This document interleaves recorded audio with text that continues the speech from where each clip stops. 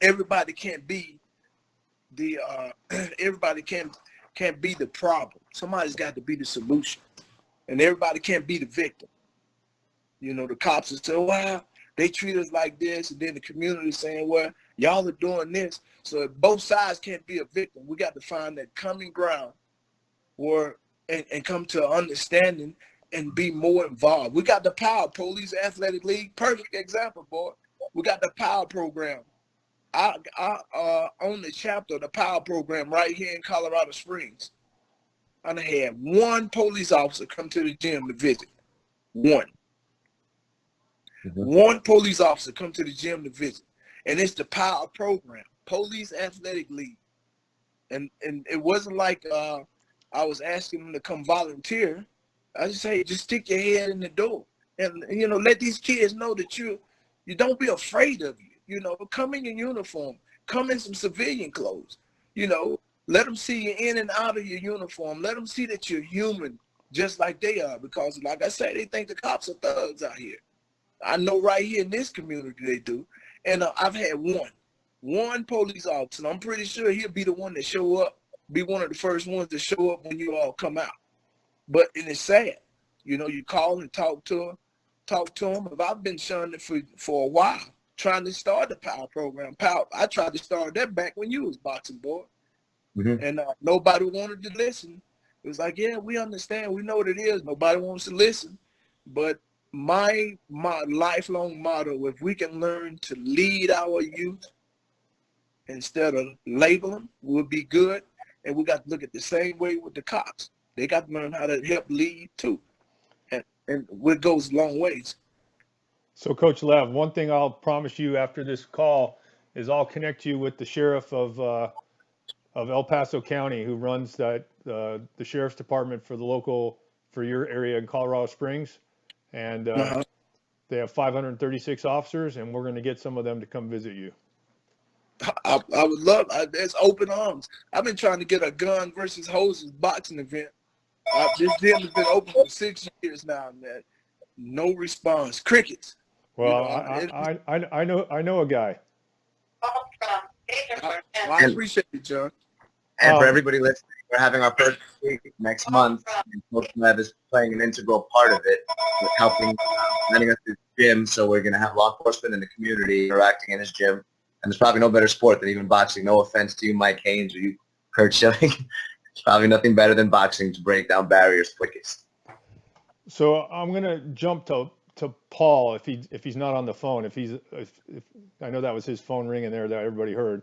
If Paul, are you there? Are you able to speak? Yeah, I'm here. Okay. I'm here. Can So you hear me? As commissioner of the NFL for so many years, you were the face and the leader and really grew the sport. And how do you think leadership really helps drive people, bringing people together in a way that can really change the dynamic about what we're talking about today? And how some of the people that work for you are now, like Don Garber is the commissioner of Major League Soccer, Steve Phelps is the president of NASCAR, and Lisa Baird is now running women's soccer. So those people all worked for you when you were at the NFL. So how did your leadership, and also people should know that Paul was the commissioner when the Martin Luther King holiday Super Bowl issue in Arizona came about. So if you could speak about that, we'll start off with that. Well, there are a lot of definitions of leadership, and most of them have valid pieces to them. I think a big part of leadership that's frequently overlooked is the willingness to take some risks and be prudent about taking risks. But taking risks, if you don't take risks, you're going to be stuck in the same old. And so I think that's a big piece of it. The other big piece of leadership, I think, is I don't know whether President Truman said it or General Patton said it, but somebody around World War II said that you can accomplish anything in life that you ever dreamed about as long as you don't care about who gets the credit. So it's not about egos, it's not about credit, it's about working together and giving credit to everybody, because everyone should deserve the credit, which comes to my third point, which is about team. several people have talked about team. When I became commissioner, I met a lot of people I hadn't met before, even though I've been involved with the league for almost 20 years as an outside attorney. But one of the first people I met in 1970s when I started working on NFL stuff was John Mackey, the great tight end for the Baltimore Colts, was also, I think, on that 100th anniversary team with Mike. And he used to say, team is a simple thing. TEAM, together everyone achieves mission. And that was his definition of team. He could go into, I was with him on many occasions, he could go into a meeting of CEOs and say that, and everyone would say, wow, I never heard that before. He could go into a group of junior high school kids and say that, and they'd understand what he's talking about. Together, everyone achieves mission. So I think risk-taking is part of it, and that brings me to Coach Leverett. I think he hit the nail on the head in terms of where society is today because, as Joe Casey mentioned, he and I are involved with an organization called RISE, which is a coalition of all the professional and amateur sports organizations to deal with race, racism, and bigotry in society and figure out how to get beyond racism and get beyond the divides that we have around race and bigotry. And it's about, you can't be strangers. That's what the coach said. You can't be strangers. You have to communicate. So when we send our people out to work with high school coaches, even college coaches, and we say, you got to talk about race and you got to be honest. You have to have an honest conversation. I don't understand you. You don't understand me. It's not just cops and neighbors or kids. It's, as Mike said, it's a white guy on a team and a black guy on a team, an Italian guy on a team and an Irish guy on a team, Irish and Italian guys on a team with black guys. You don't know each other. We talk to coaches all over the country and say, you got to talk about race in an honest way. And the answer we get from almost everybody in the first conversation is, race is not part of my job description. Not my part of my job description to talk about race. So what does it mean? It means you got to sit down, and we have programs in our organization where the key component of the program is to have kids and maybe their uncle, maybe their brother, maybe their parents, maybe their high school coach, sit in the same room with cops. And the first part of the agenda is for the kid to say, why do you, the cop, think I'm a thug? To coach's characterization. Why do you, the cop, think I'm a thug? What's it about me that's got you so down about me? And force the guy the policeman to think about that.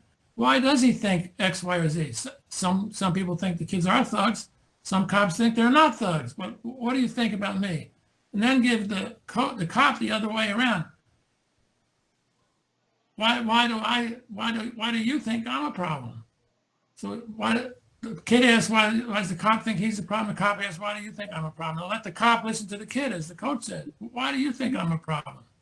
Well, because you're a bunch of assholes. Well, that's not deep enough. You got to get beyond that. Or you always pull your gun out, or you always choke me, or you always say I'm the first guy to get arrested.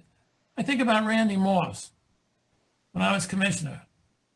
He was a problem guy until Art Shell talked to him. Art Shell was working for us. And about halfway through Randy's career, Art Shell had a 4-hour conversation with Randy Moss. I think straightened him out. It's probably why he's in the Hall of Fame now. But I met with Randy Moss in Minnesota, and along with his coach, Mike Tice, at some point.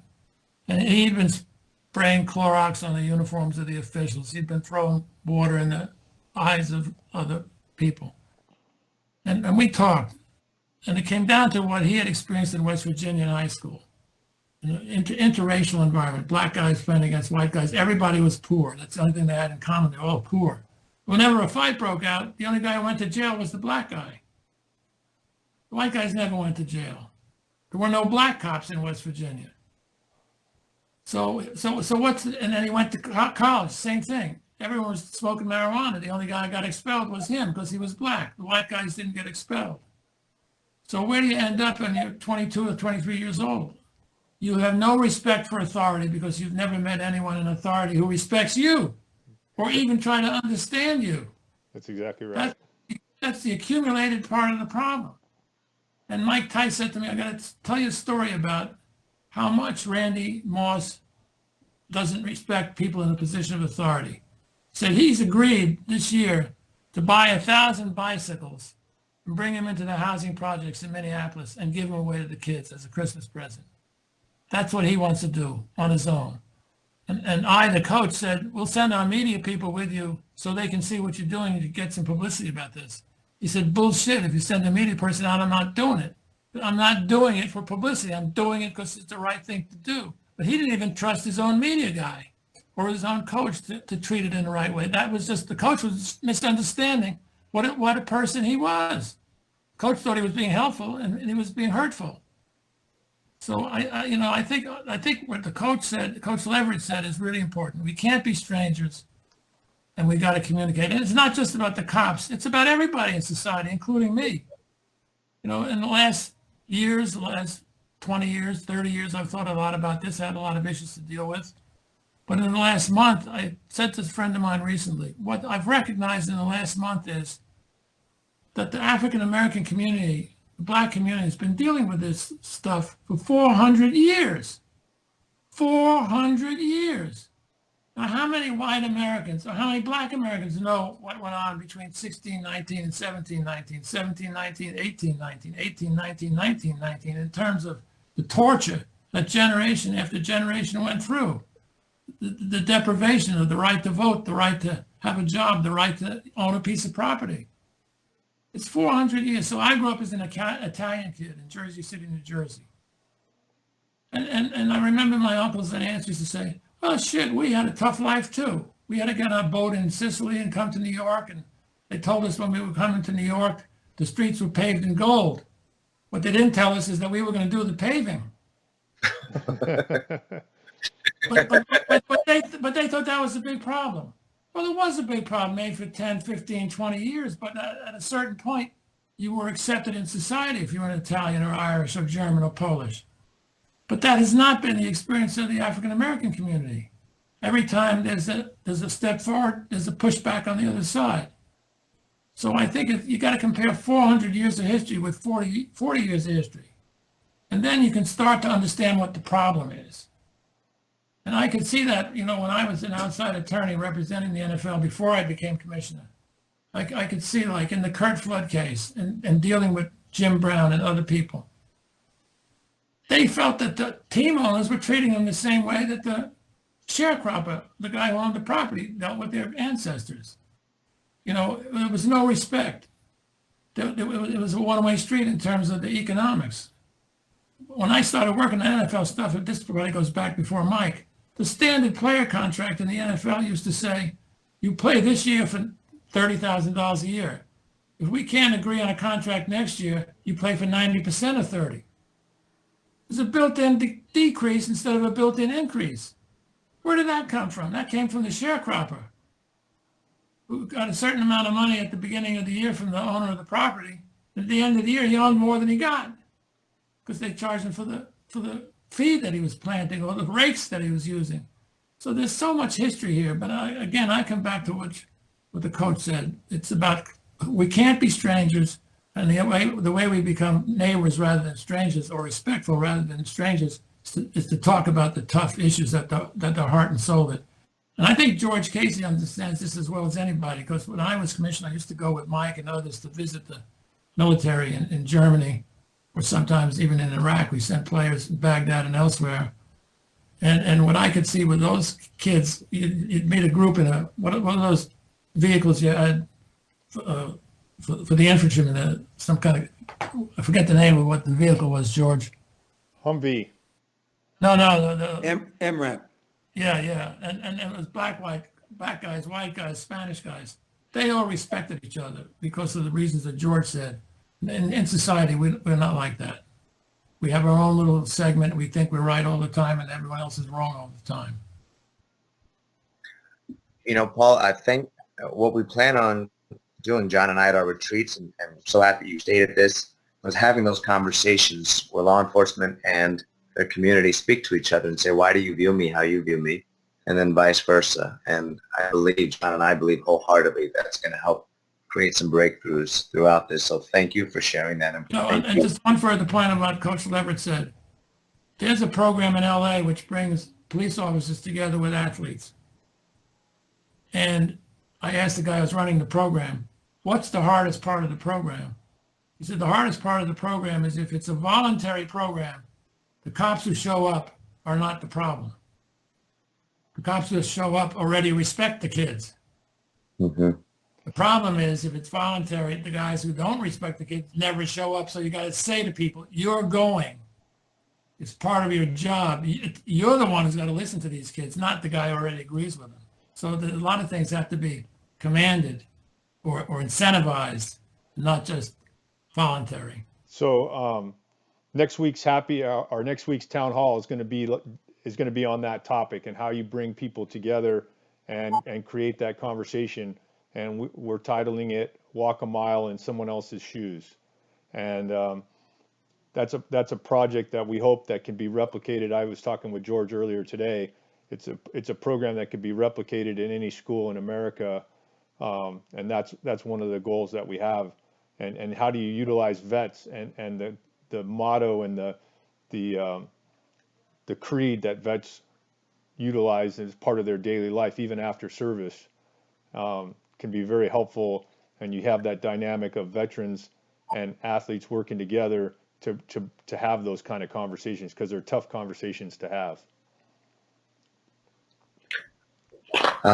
The next question I have is Tony. Tony, are you on still? Tony Coxon? Yep, I'm here. All right, brother. Thank you. So, Tony, here you go. Tony, you are a West Point graduate. You're a former Army football star, former commissioned officer.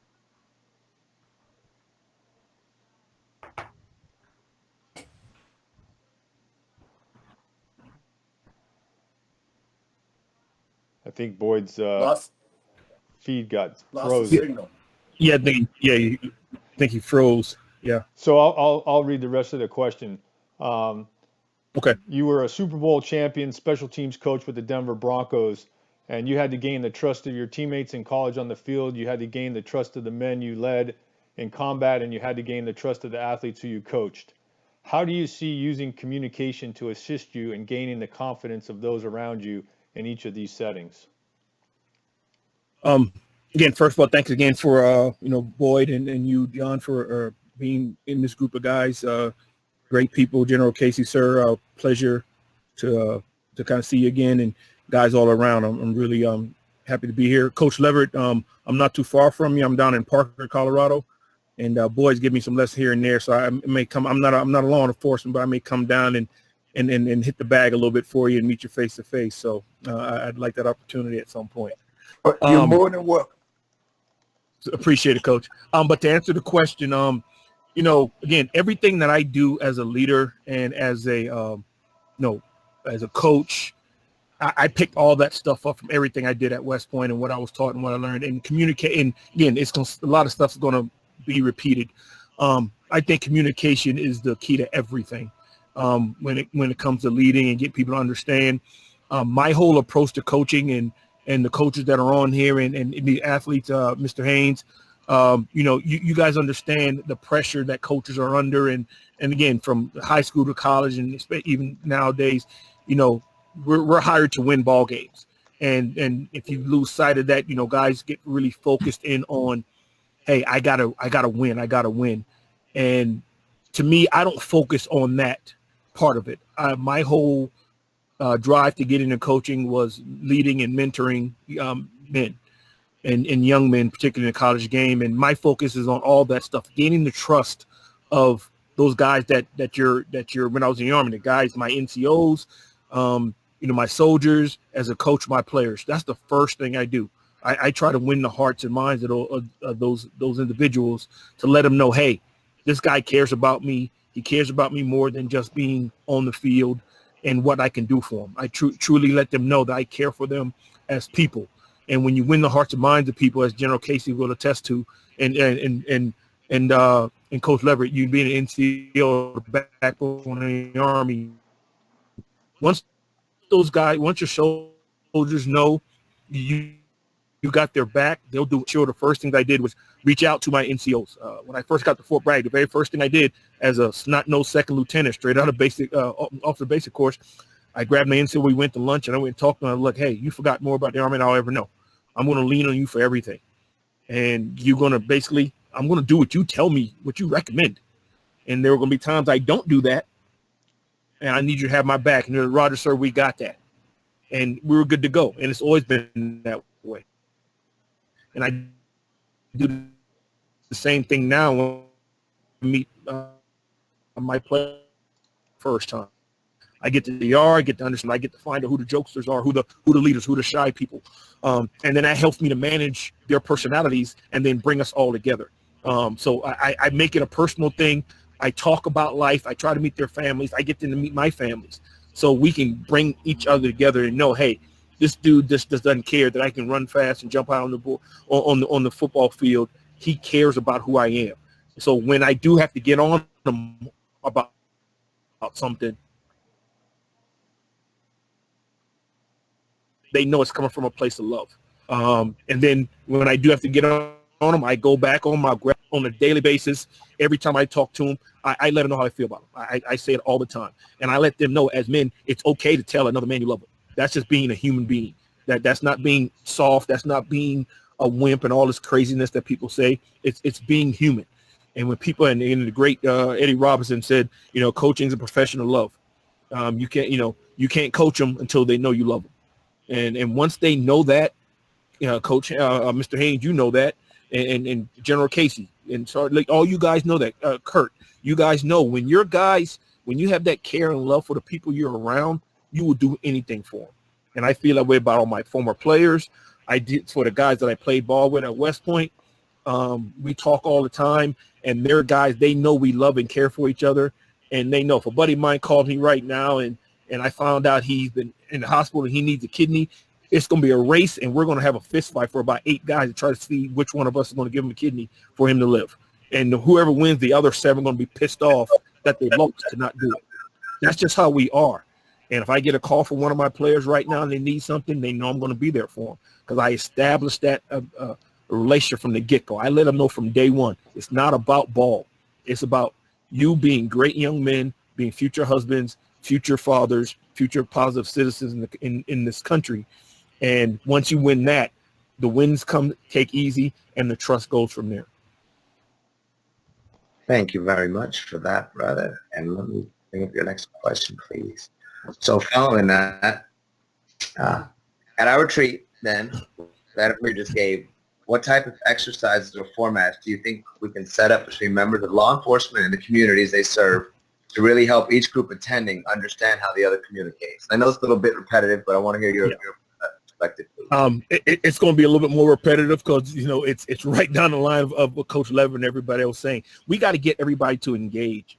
It kind of relates to what I said earlier. And I try to get my players to meet my family. When I was at West, when my son's in the Army now serving, he's at Fort Bragg. My son was little, and I would have, and boy, how the program we have at West Point. At West Point, we have freshmen there. We call it the ice cream social, and they get the freshmen. They come in, and they get selected to go. They go to different people on campus. It could be a coach, it could be a tactical officer, and they just get to be around different people. And I bring my players in all the time. They're around my family. They're around my wife. They're around my son when they were little, and kind of to see us as not as coach. Not to see us as a tactical officer, not see us as the RTO, see us as people. And I do the same thing now. My players, I try to bring them around. I try my family around so they see I'm a person. I think that's a big thing that needs to happen at these things where, if there's families are there of the officers and people in the community vets, if their families there, get them to interact with each other. Get that the young man from the community to interact not only with the police officer that's going to be in that community, but his wife, his kids, get that man that's in the community, his kids to hang out with the police officer. Because again, being a young black man from South Carolina and the things that I've seen in my life, I'm a West Point grad, all the things that Boyd mentioned, the only thing I've ever had on my record police wise is a couple speeding tickets. And I've had a gun in my face several times. And the only time it wasn't a cop was once.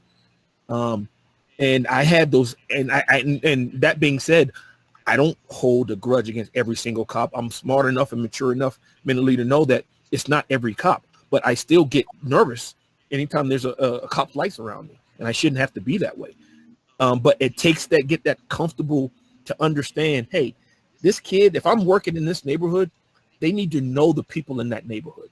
They need to know that's the Williams family right there. Or, hey, that's Tommy. He plays basketball at the local school here. Or that's the kid that he walked my son to school the other day. Or he was playing with my kid at this retreat. He's a good kid. So when stuff happens and there's a dust up in the community, which it will be because that's what the job is, and you see that kid, they already know, hey, this kid is, I already have an idea who this kid is. Again, you're not going to know everybody, but if they get to go to the community that they're going to be working in and spend time with those people outside of work and get to know who's there, it alleviates some of that tension that they feel on both sides. That when, that same kid is in the neighborhood and they see a cop car coming down the street, oh, that's Officer Smith. I hung out with his son the other day. We're going to the same high school. He's cool. Hey, you don't have to worry about him. He's a good dude. He's not going to treat us that way. It alleviates some of that nervousness, uneasiness that you feel around. Again, it's back to communication. It's back about being familiar with who you're around. And if you're not around the people in the neighborhood that you're associated with, that you're working with, of course you're going to be nervous and have some apprehension. That's just kind of how it is. So we're going to shift gears a little bit and change sports, and we're going to pick up Kurt and talk about a little baseball here. So baseball is one of the sports that's, especially in the last 30 years or so, has been a lot more integrated with Latin players, Asian players, African American players. And some of your greatest moments, Kurt, came in the times of the greatest amount of pressure. Game on the line, got to get the pitch. As a pitcher, you obviously control the pace and the tempo of the game. So how were you able to connect with your teammates of different cultures and ethnicities, and how did they trust your decision making that the pitches you were going to throw were the right pitches, and how you were going to come through with everything on the line? You're on mute, Kurt. There we go. Well, I could give you the simple one-word answer, which is my father. Actually, that's 2 words. My father. I was raised. I was thinking about this, and I've been thinking a lot about this over the last couple of months and everything that we've seen. I don't think I've ever made a decision, consciously or subconsciously, in an interaction, physically or socially, with the person, and ever thought about the person's race or religion. I just wasn't raised that way. It just, and I'm not saying that that's normal or anything, but like, one of the problems that we get to is in 1961, I think it was 21% of the housing in inner cities were fatherless homes. That's almost 80% now. And General talked about a couple things that are very important to me: loyalty, duty, tradition, values, honor, integrity, and respect. I think we've gotten to a point where the meaning and the value of those words outside of that locker room, they don't mean much to people anymore. And I think that's a huge problem. When I talk to people about leadership, and I talk to people about performing and getting people to perform for you and with you, it's always around a simple concept. You got to make the uniform matter, right? I mean, General Casey made a great point about the significantly minute number of people in the last 19 years who have been court-martialed. I think because the uniform matters. Wearing that uniform and having that flag, it becomes something of value. It's priceless. And here's the thing, that you have to earn it. And when you earn something, you take pride in that thing. And I got to tell you, 2 books and when we're talking about kind of the interracial stuff that we're talking about, My Bond is My Freedom and Up From Slavery. Booker T. Washington and Frederick Douglass wrote some of them. If you haven't read them, they're some of the most amazing books. And I say that for this reason. Both of these men came out of slavery with nothing, and in my mind, reading the stories, I would imagine an insane hatred of white people, but neither had any of that. And so I think to myself, okay, in 1860 something, if a black man who was beaten and a slave for periods of time can come out of this and not have hate, okay, we got to fix something. Because, and it gets back to what you guys were talking to. I've got so many little like notes here from this discussion. The number I had was 19,345. That's how many days I've been alive on the earth. We tend to look at someone as black or white or Latino and don't understand that those people have those same 19,000 days on this earth I mean, the same time with experiences that are every bit as important to them as the World Series was to me. And we don't value, I don't think we put in much value in that, but you guys were talking about walking a mile in another person's shoes. And I got to tell you, I'm going to kill my dog, first off. Shut up. I think that there's a video out on YouTube, and it's one of the most powerful videos I've ever seen. Out in Phoenix, there was a BLM leader and was marching on the Phoenix police because of what they viewed as a racist incident confronting a police officer confronting a criminal. And they brought him in, and they let him walk through 3 different scenarios in their tactical course. They gave him, the gun, and in all 3 scenarios, he shot the person he confronted. And afterwards, he said, I had no idea. I had no idea it was like that. And I think the reverse is true.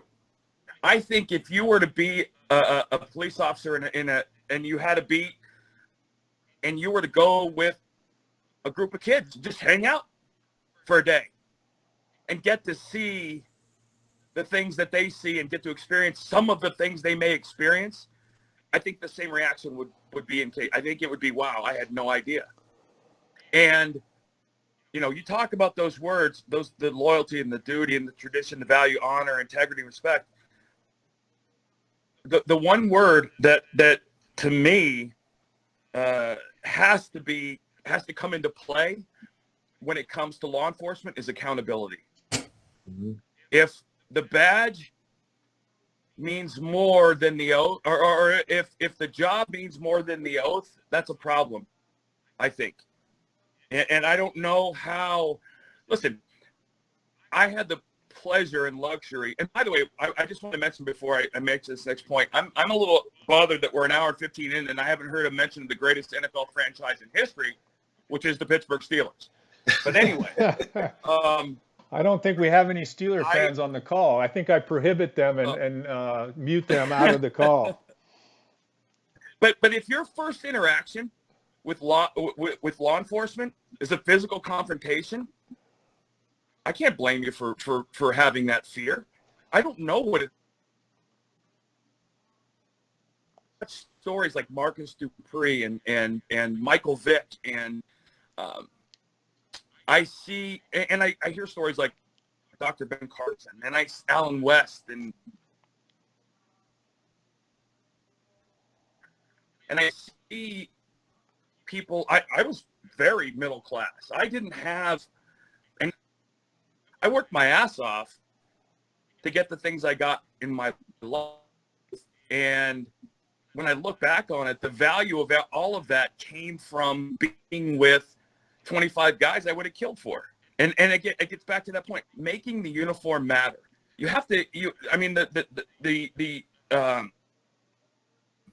United States Armed Forces uniforms, those aren't. I mean, I look at the history of who's worn those, and I would imagine a lot of other soldiers do as well. But you look to your leadership, and you talk about. It was Harry Truman that said, anything can be achieved as long as no one cares who gets the credit. But if you look around society, it's all about the person getting the credit. I mean, my God, we live in a world where Kim Kardashian is famous. Like, it doesn't make any sense that we focus. Well, ESPN's a great example. ESPN, Mr. Haynes, I know from being an athlete that the most applauded job, the least recognized job, of those big, heavy 350-pound guys up front who beat the hell out of each other every snap, who open the gaps and close the gaps for the things to happen for the linebackers and safeties. No one ever talks about them. They talk about the guy getting the interception and the guy getting the sack. And society focuses on that. So how do you get these kids, how do you get these young men to change, and women to change? And I would argue that putting, and I don't, it always sounds sexist when I say this, but I don't mean it this way. These young men need men in their lives. And if you're not going to go in there, if you're a police officer and you have a chance to go into community and talk to 30 young men, and 24 of them don't have fathers, I mean, outside of their buddies, you're one of the first male adults, you know, in front of them. And that, I think that's a massive opportunity. And I agree with what I heard in I don't know who was saying it, but you almost have to make it mandatory in a sense that you have to create a situation. And I understand that they do this, but not all of them do it. And it's not, I mean, I know I grew up, my family was law enforcement. My father was, my brother-in-law was. It's a nightmarish life, and it was back in the 80s. It's hard. I can't even fathom what it's like to be an officer today with the stuff that's going on and the fear that comes with taking your car out of the parking lot and going on patrol. But something's got to change, and it needs to change. It doesn't need to change through violence, and it almost seems like that's the only way we're getting the rubber to meet the road, is, you know, whether it be statues or all this other stuff. And now you're talking about a media that is now complicit in defund the police, which makes absolutely zero sense to me, because all of those poor communities that suffer the most are going to suffer more. And there's going to be more violence, and there's going to be more murders and all the things. So I think, as an athlete, I've been thinking long and hard over the last couple of months. I would love to go into the inner city and present a sports outlet for kids that don't usually have it. For example, why are there 2 black men in the NHL that I know of anyway? You know, why isn't there a plethora of, why are young black men moving away from baseball?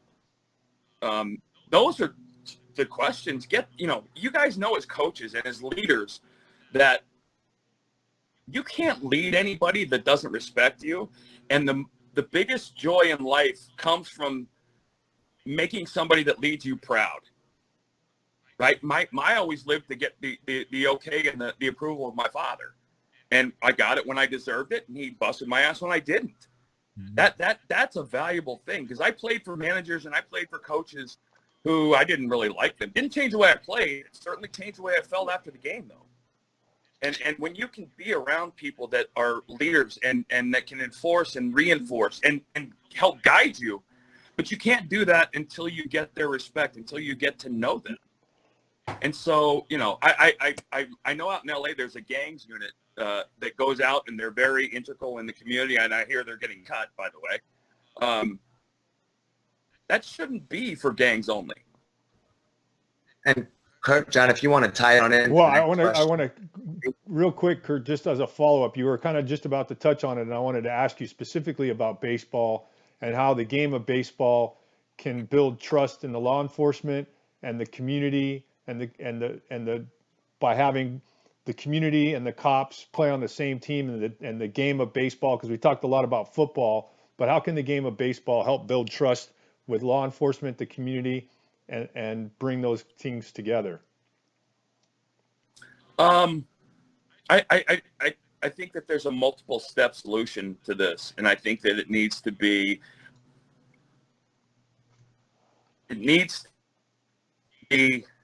well, listen, you guys have all made the one word that matters above all this stuff is communication. And, you know, again, I didn't grow up in an inner city. I grew up in a suburban America. But I do know this. We fought a war, we fought a war over 100 years ago in which 750,000 people died to get rid of slavery and abolish it. We passed the 13th, 14th, and 15th Amendments that gave everybody equal rights under the law. Why did it take 100 years later, Martin Luther King marching, for those constitutional laws to actually take place and become effective? Kurt, I'm sorry. Please excuse me for time with this. We're just trying to keep this one central to the retreat because we got to get on with the other questions here. I have a quick question. I'm gonna bring in Admiral Kibben, because we talk a lot about communication and a lot about trust. And Admiral Kibben was the chief chaplain for the Department of Navy. So I want to ask a quick question about how faith plays a role in what we're talking about here today. Thanks, John, and thanks to all of you, and General Casey and Coach Leverett and Coach Coaxum and Mr. Talia, wonderful people to be sitting here in front, and also Kurt Schilling of Phillies, and I'm a Phillies fan, so it's great to be a part of this wonderful organization. You know, the challenge of the question that you asked, John, is that you just can't tack on faith. Faith is something that drives all of these things we've been talking about. Faith drives the need to create a community, and community comes from communication. And faith drives this understanding of what trust is. And the challenge for us in this 21st century is that we've lost that language of faith. But for those of us who do have faith, who are grounded in it, we're motivated by something that's so much larger than ourselves. It's more than just what today's issue is and trying to get things right for today so that we can live, peacefully again. It's more than that. This is a battle that's been going on for centuries. And so as we think about it as people of faith, we need to realize what we're grounding ourselves in, find our foundation that enables us to kind of push through this quagmire of challenges that we're facing. And that's what and then that becomes a testimony to those around us. And they can begin to ask us, hey, what makes you tick? What makes you push through this? Why do you reach out into our neighborhood when nobody else has? And then our ability to articulate, well, I believe in something that's bigger than myself. I believe in humanity. I believe in the love that God has created us to have and share with one another. This is important to me. That becomes an amazing testimony and pulls people out of their own quagmire. So it's a hard question to answer, but if I were to kind of put it up and sum it up in less than a minute, that's probably what I would say. And how can the Faith Network, just one quick follow-up, because Julie posted a really good comment. How can the Faith Network help us recruit kids and families and community members to participate in what we're talking about? That is an excellent question, especially when you think about, many of our faith communities, their strength really lies in our African American and our Hispanic communities. That's where there are really some very strong communities of which faith is a huge part. So if we can touch base with some of those faith communities and enable them to see that this is all a part of their outreach, it's a part of their mission, it's a part of involving themselves into a community, I think there's a real resource there. The more traditional churches and faith traditions need to learn a lesson from some of the Latina churches and the African American community in this regard. But if we can bring in faith leaders who have a voice that's unlike anybody else's, that calls people into understanding what community means and what caring for one another means, and lifting each other up and supporting each other, it's really very important. I've reread now several times Martin Luther King Jr.'s letters from the Birmingham City Jail, and he really captivates church leaders who he uses the phrase that they tend to be taillights rather than headlights. And so if we call church communities, faith communities, to serve as headlights for justice and headlights for community and headlights for kind of connecting people, then I think we're going to have a strength that is beyond our explanation. Love listening to you talk, Admiral. Thank you. We really do. You're so welcome. Thank you so much. Yes, ma'am. Lee Rousson, Uncle Roo, to close it on out for us before we open it up, and John can take it after you're done with here. Questions for you, please. So, Lee, Super Bowl champ, you've told me privately about the story of you at 10 years old and your experience with Pop Warner football. I'm going to ask you to share that publicly now, brother. Well, I And, would love. and the last part with it is how, please share what the reaction of your teammates were at the end of your story. And then what made the coach have to give the declaration that he made moving there forward? Well, I appreciate that. You know, before I went to the University of Colorado and then was drafted by the football Giants and played for the Cleveland Browns, I was born in North Carolina, and my parents moved to New Jersey as maids, and then my father became a bodyguard for Malcolm X. And I was there the night he was assassinated, and that same night the FBI came to my father and told him, you know, you got to leave New York right now. We know you haven't done anything wrong, but if you don't leave, there's no telling what's going to happen to you. So my parents got all of us together. We moved to Greensboro, North Carolina. And for 2 years, my father saved up enough money for us to move into a house. But it was in an all-white neighborhood. And I was 4 years old, and then a few years goes by, all the white people moved out of the neighborhood to another neighborhood, and then it became an all-black neighborhood. So I'm 10 years old now. All of my friends, we heard of this new youth football program called Pop Warner. And if you beat everybody, you go to the Shatoma Bowl, the Super Bowl for little kids. There was only one problem. We didn't have a Pop Warner team in the black neighborhood. It was in the white neighborhood, about 10 miles away. But we communicated, everybody's been talking about communication. We communicated to our parents to commit to support us, to take us to practice every day, and to take us to all the games that were in other towns, you know, if we made the team. And the parents said yes, they agreed with us. So if you can imagine, it's the cut day, the last day to determine the team. And so the football coach, he says, listen, there's one more player who's going to make the team. And at that, and so he says my name, Cecil Lee Bluthon III. Now, as I was going over to my new teammates, who were all the white kids, every last one, and walking away from all of my friends, who were all the black kids, for the first time in my life, I consciously thought that I was black. I'm not talking about African American or chocolate. I'm talking about black, the mentality of black.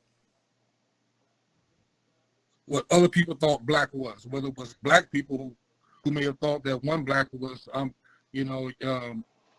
fearful. I'm not going to try to get ahead because the white man going to keep me down black.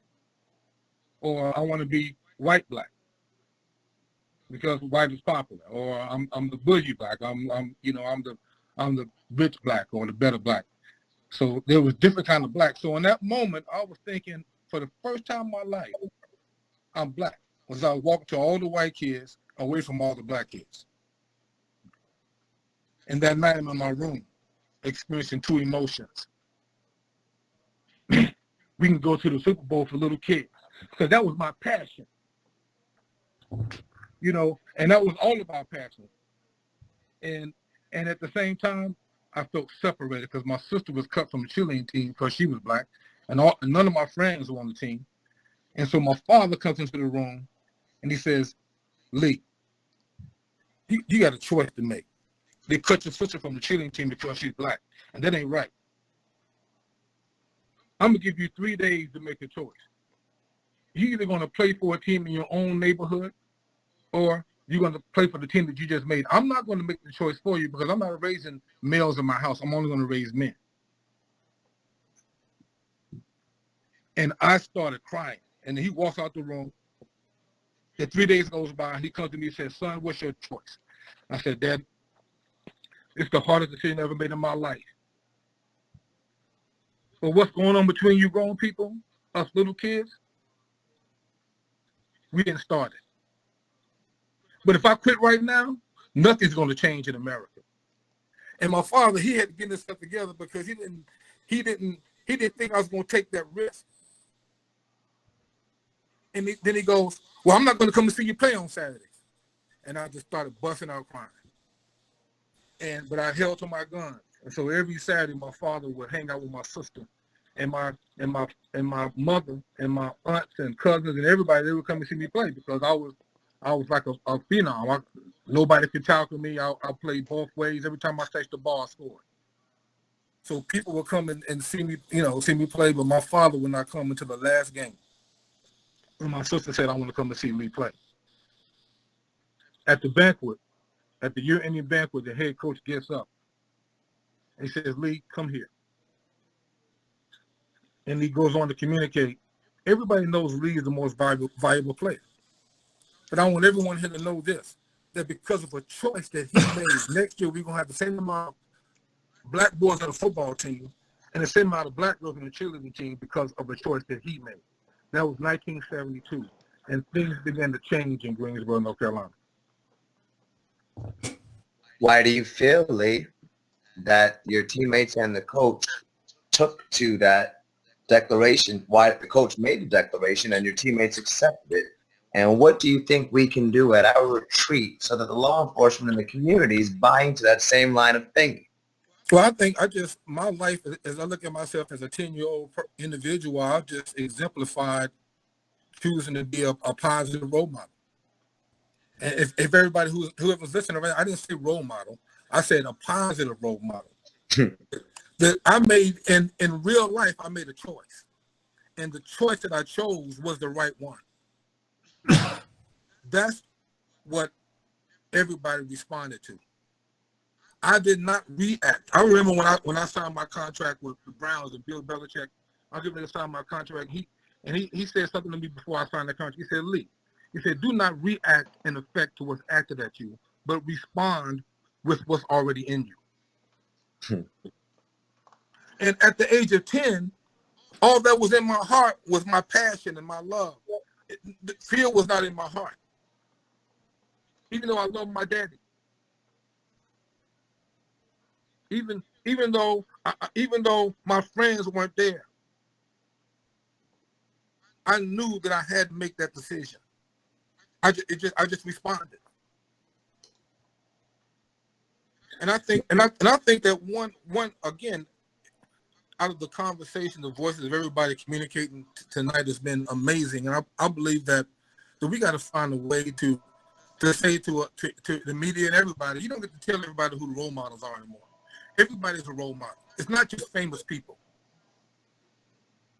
Uncle Rube, the difference is what kind of role model do you choose to become? And I think when we challenge everybody, cops, teachers, parents, professional athletes, veterans, when we challenge everybody to make that choice, to choose to become a positive role model, things are going to change. The buzz concept, the word now is emotional intelligence.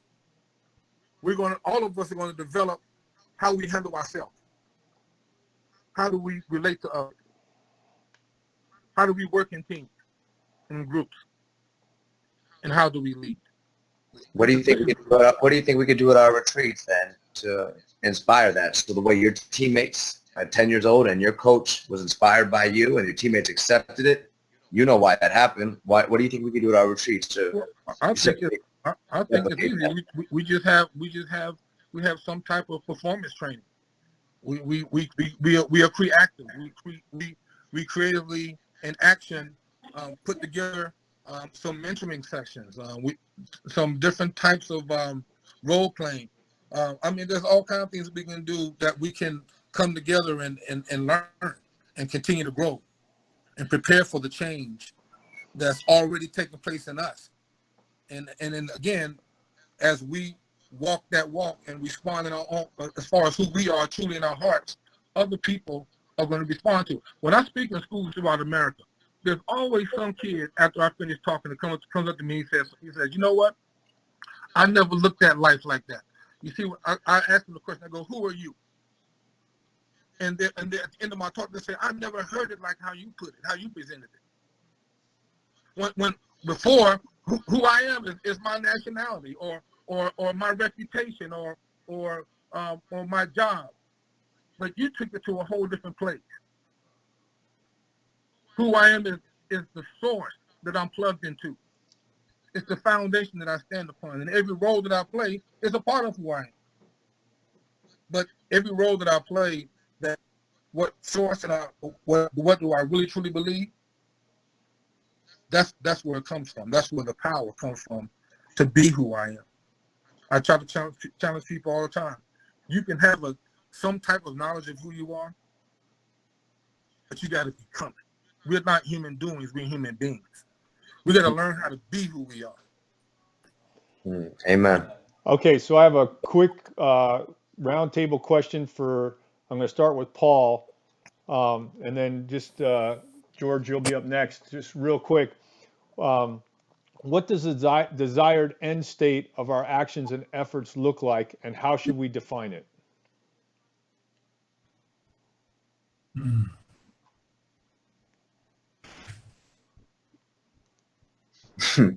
That's a tough one. Yeah, I know. That's why I started with you, because you're the wise one. Well, I mean, I think what Lee just said is part of what the end state's got to be. It's got to be people who stand for who I am and not how I think others see me, or, it's not about celebrity. It's about it comes back to values, but who I am. And come back to Coach Leverett, it's about people who are not strangers, people who are neighbors, or that's too phony, when people who respect each other. I mean, it's about understanding, respect, not being strangers. But I love what Lee said. Who I am, that's everyone's responsibility. Which takes me back, George, to our head of our RISE organization, Diane. When she first reacted to the killing of George Floyd in Minnesota, she wrote that memorandum to the board saying, This is an African-American woman who grew up in Brooklyn and went to college at Yale and law school at Columbia, but she's running this organization that's dealing with hatred and race. And she said, this is a transformative moment for me because it's going to force me to figure out who I am and what I want to be and what I want to help others to be. And I cannot give you the answer to that now because I'm too emotional. I'm almost at the point of suicide and despair, but this is going to force me to figure out who I am and what do I want to help people to be. It's being people and not bigots. It's being people who understand, not people who just think I'm right. I was thinking last night about it and thinking about this session here today. In football, you have offense and defense. You have running games and passing games. The best teams out there are the ones that have balance between offense and defense. They're not just all offense, they're not just all defense. They're not just all running games, they're not just passing games. And the key thing is they're both, and they adapt to the opponent that they meet. So you may have Roger Staubach, but you figure out his game's not going to make it work. So someone else's game has got to make it work. If you're Troy Aikman, you're not going to win it all. Tony Dorsett's going to help you. That's the way we got to be in society. We got to realize that people other than who I am have to help me be who I should be. Well, that's great. And we had a lot of vets that reacted the same way that Diane did, and that's actually how we started this program. And so I definitely can relate to that. So George, same question. What does this desired end state and actions and efforts look like to you, and how should we define it? Yeah. You're on mute, General. Like I said, I do my best work on mute. Back to what Lee said about being a positive role model. Yes. And I really think that's where we need to get. That everybody needs to build a level of understanding about the other, and then accept the fact that it's their responsibility to be a positive role model and change things. The RISE work all starts with we have a pledge, and it's a pretty simple pledge. I pledge to treat everyone with dignity and respect. I will not tolerate racism, harassment, or discrimination of any kind. I will speak out and be a champion of change. Yes. I mean, I think that's where we want everybody to be. Yes. That's right. And that's the only, I read a quote the other day from Kareem Abdul-Jabbar. And he says, racism is like dust in the air. You can't see it, even when you're choking on it, until you put sunshine on it. And that sunshine is the communication that we have to foment between all groups, with everyone looking at themselves first and saying they're going to be a positive role model. Yes. So Coach Lev, General, excuse me. I was going to throw it to Coach Lev and ask the same question. What does the desired end state of our actions and efforts look like, and how should we define it? Is Coach still on? Yeah. Yeah, he's on mute. Yeah, you're on. Yeah. Yeah, I learned from the best. I learned from the general. I do my best on. That's going to be the line of the show. I think it as just to piggyback off everybody else, it's about the loyalty and respect. We got to be able to. I think one of the things we should use as engineers, we got to bridge that gap. We got to bridge that gap, and when we was bridging the gap as an engineer, you know, we go out and get our measurements, meaning we go out. We have to go out into our community, as a unit and interact with them, bring the community together for one, find out what it is that they feel that needs to be done.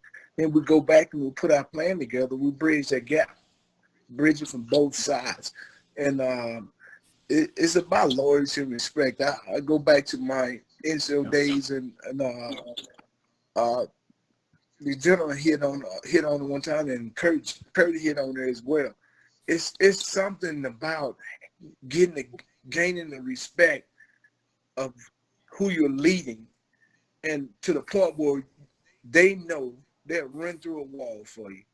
I had a sergeant major told me one time, long time ago, I was a little private in Fort Polk, Louisiana. He said, son, in order to be a great leader, he said, you got to learn how to adapt to the people that you're leading. And I think that's the gap that we gotta bridge. Our police officers don't know how to respond, and the community doesn't know how to respond. So bridging that gap, we gotta bridge the gap. And then it's even flowed in. You know, you put a 4-lane highway across, you know, I built subflow bridges. So when we dropped that bridge, wherever we was at, the Tigers River, the Salva River, didn't matter. When we dropped that bridge and anchored it down, we'd haul any type of traffic that any military had and any civilian. So we got to get that line of communication, bring these people together, and let's bridge the gap. You know, General, Coach, and Mr. Tagliabue, this concept of communication, when I was a mentor at the Steve Harvey Youth Mentorship Camp, and Steve had certain vignettes set up. They were boys 11 through 18 without daddies in their lives. And he had vignettes, along with them playing sports together, he had vignettes where we would learn what-if scenarios and try to understand thought processes. And he brought in local law enforcement of color to speak to boys of color, so they can't use color, their children, as an example for why they feel they're being biased. So there's a bias towards them. And it was incredible, that communication. And I know Tony just wrote a book, or he's writing a book right now, he shared, talking about the value of communication. And we're going to have these vignettes at each of our retreats, because that's just as important as interacting and playing sports together as teammates. So Tony, I'd like for you to talk, please, a little about this concept of communication. You're on mute, brother. Well, your volume's down. Nope, you're starring in a Japanese monster movie. There you go.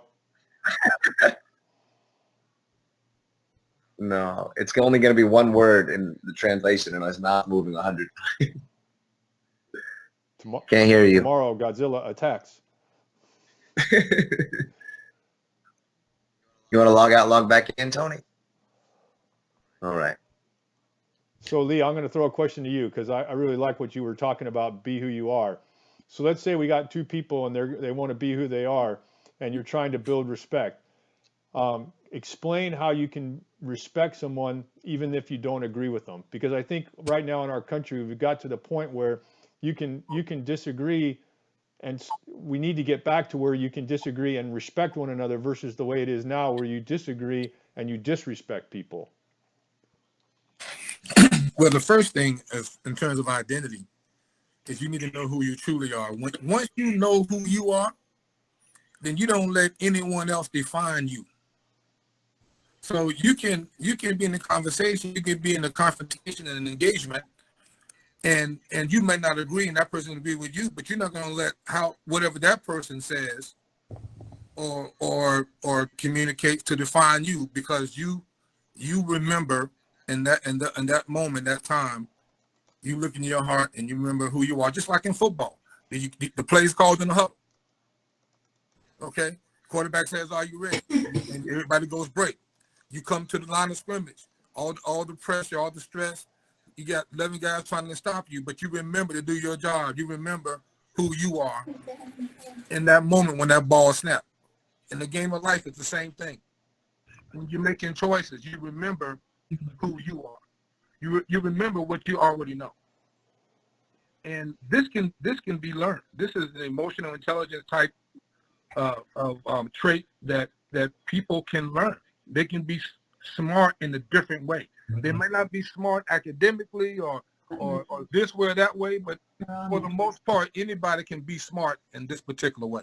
Yeah, and emotional intelligence is something that we work on a lot as part of our resilience in our program already, and it's one of the key concepts. And we're trying to come up with a resilience score that you can, a test that you can give people so they can understand what their emotional intelligence or resilience level is and how you can work on it and improve it, and that will help make you a better person and be able to deal with the ups and downs of life.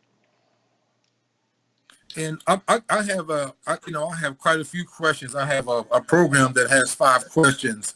Who are you is the first one, but the answer to that question, and involves answering some of the other questions. And I will show this to you guys another time, but it's pretty awesome. Yeah, I'd like to get that from you.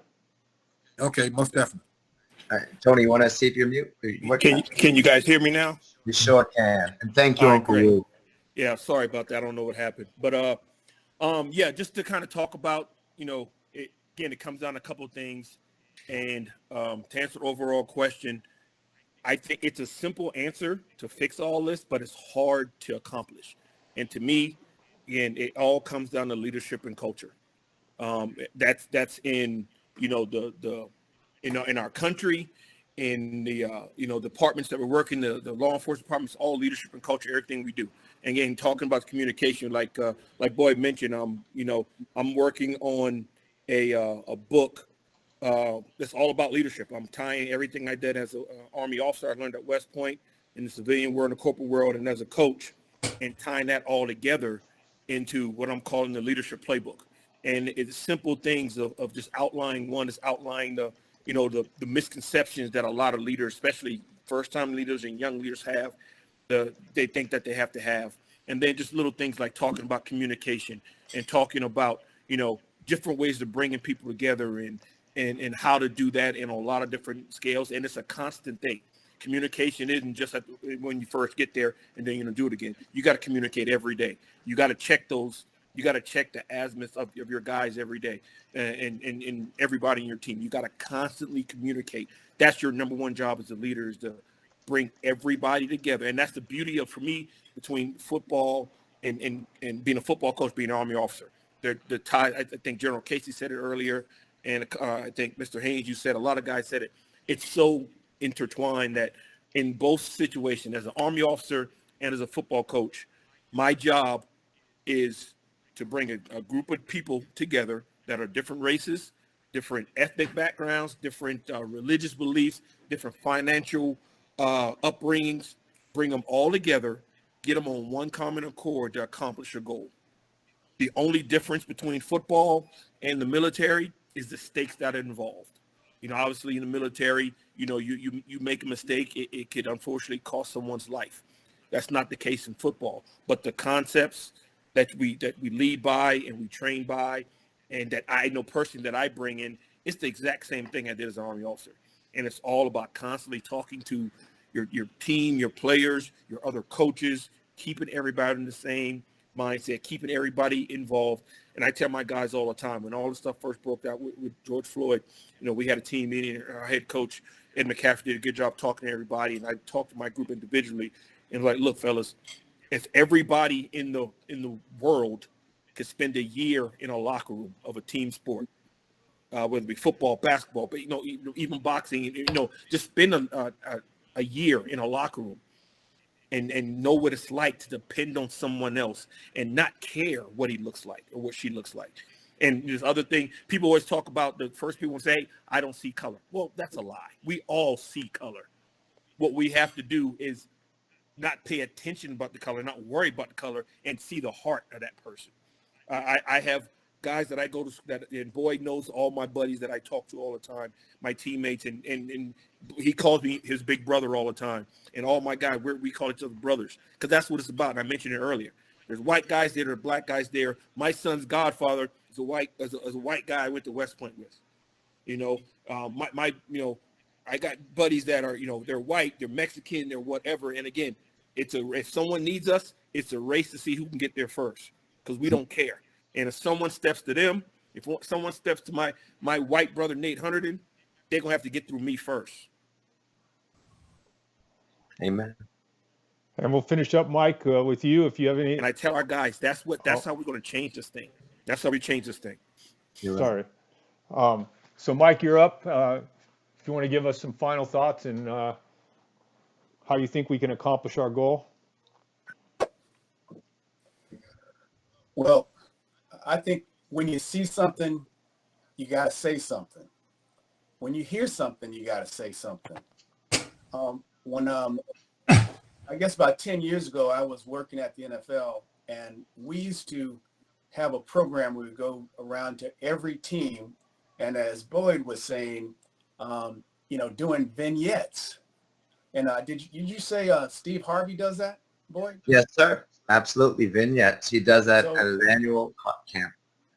So we did that at every NFL team, and we'd have actors. These are professional actors, and then when we say, so how could we get a different outcome?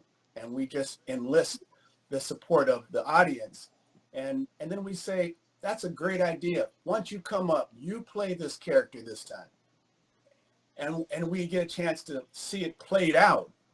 And it really did make a huge difference. And I think people started having, different thoughts about it. They started communicating about it differently. And I really think that, everybody knows this, is if we talk about it and we talk about it from a place of love, really care, that comes through.